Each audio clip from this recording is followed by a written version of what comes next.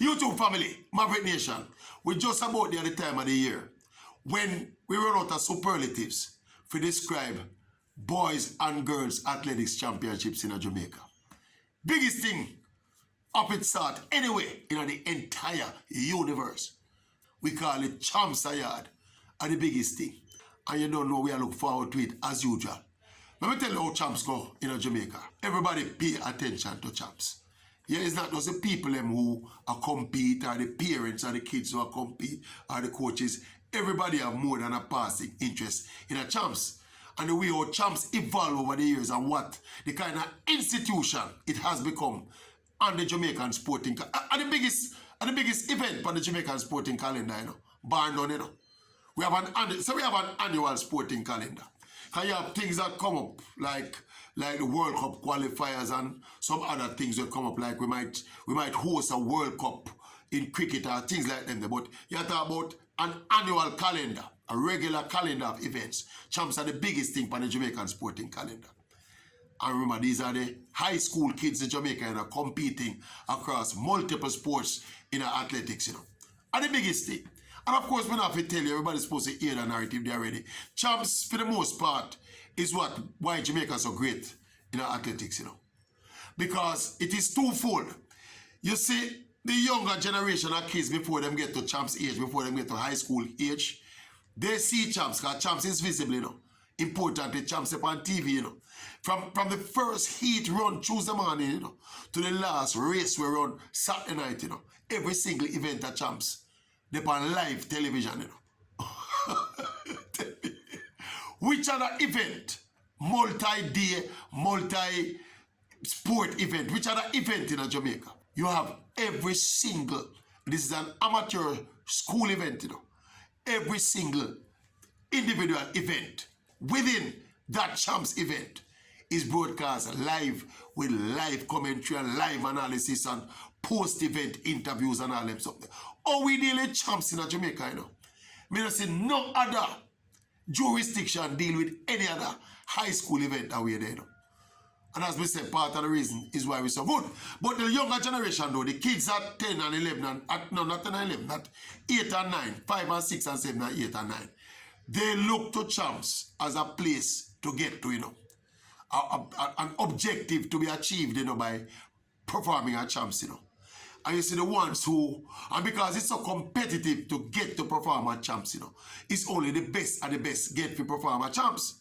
And of that best of the best, so the people who graduate from champs now, what champs do is prepare those people now to compete on the international stage, whether it be at the junior world level or at the senior world and Olympics level.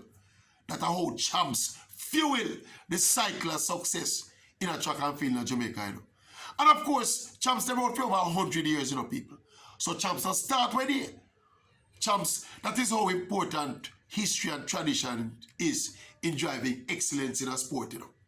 If you want an example of it in a Jamaican space, champs is it.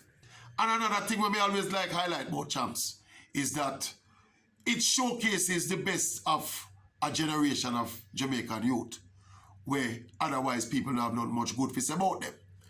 And the same 16, 17, 18, 19-year-olds are compete at champs and a show heart, determination, ambition. And the same cohort, them are come from the same cohort of Jamaicans where a lot of people say dysfunctional and irredeemable, you know. So me always like point to the aspect of champs. No what people don't like highlight it, but me like mark that contrast there. You know what happened at champs, where young people do at champs vis-a-vis where other young people are do in the Jamaican society. Champs is like show you the best of the young people in Jamaica. Now, as it relates to this year's champs now, we are doing a prediction, you know. You think we're not going to do a prediction? We are doing a prediction, man. As it relates to this year's champs though, we expect a close champs on both sides. In the past couple of years, champs are really close. Yeah, when Edwin Allen win, as they're prone to them win going away. When KC win in another area, them tend to win going away. JC did break it the other day, but, you know, generally speaking, you know, close. We don't have a lot of close. We haven't had a lot of close champs in recent times. But we feel that champs are very close. On both the boys and the girls side. Heidel, group of schools, they've been huffing and puffing and finishing in the top 3, top 4 consistently. This year, somehow, when you look at the pre-champs event, them, you get the impression, say, Heidel, this could be the year for Heidel. But we've had other years where we have said this could be the year for Heidel, and it's still not the year. It's still not the year for Heidel because Heidel no win girls champs yet. Me feel them have a genuine chance of winning girls champs this year. But them have a school from now at Frank Field, not Clarendon name. Used to name Frank Field too.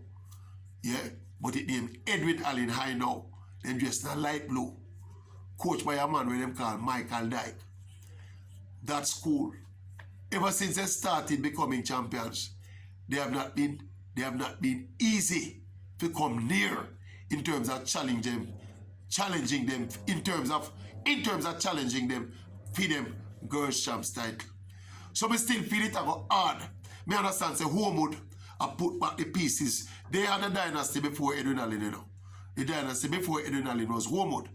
Now me understand say Homewood now I put back some pieces together and I prepare for another assault on the girls' title. So it will be between Homewood, Heidel, and of course, Edwin Allen, the defending champions. Now, before we tell you who are the order where the three of them are going to finish in a girls' champs, we can go around the boys' champs now. KC, Purple Power. Me always call champs KC Sports Day, you know, because most people, when you're in a stadium, especially on that final, in fact, any day you go champs, there seem to be more KC fans than any other school. You have a lot of people who used to go to them good school. When champs come at KC, them used to go. Me know that for a fact. Whole heap of man left them, forget about them good school. Man, you know, me not talk about the girl, you know. The girl, is one thing, you know, but you have man who go to school, you know, and don't go KC and come at champs, come talk, so them go KC, you know. Press up my purple and say them go KC, you know. That is how infectious and dominant the KC spirit is in them 5 days, they are champs. Anyway, the contenders this year, obviously KC, looking to retain them title, and Jamaica College, who are getting a very good push. Calabar, the other superpowers in a boys track and field, them in a rebuilding mode still. We don't think they'll be able to win. But you have other teams like Stets, St. Diego, the team them from the west, Herbert Morrison, them team there are going to ensure that the points them chop up all across the events, all across the championships. But in the end, let me tell you how I see it go now. I feel Edwin Allen, you see that indomitable spirit I tell you about Edwin Allen since them start winning champs. I feel them have enough. They don't have the strongest and deepest team, but still them are going to find enough to prevail over Heidel from a resurgent Homewood. You know, St. Diego and Vere and Manchester and some of them other schools will get them points. But we just think it will be Edwin Allen again from Heidel, another good try, Heidel, and then you have Homewood in a third place. Over the men's side, I feel JC, I go pip KC. Based on the fence people, you know, I'm going with. It's not I'm going to get a boys champs prediction right, you know.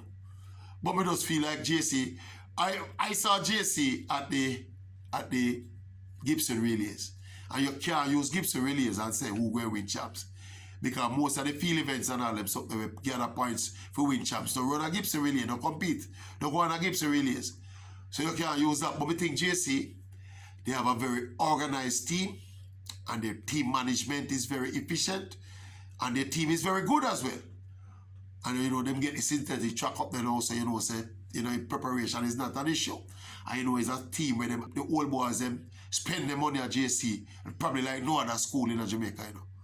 So I feel JC are going to prevail over KC from Calabar, still trying to get there. On my sound, champs people, on my sound. Eh?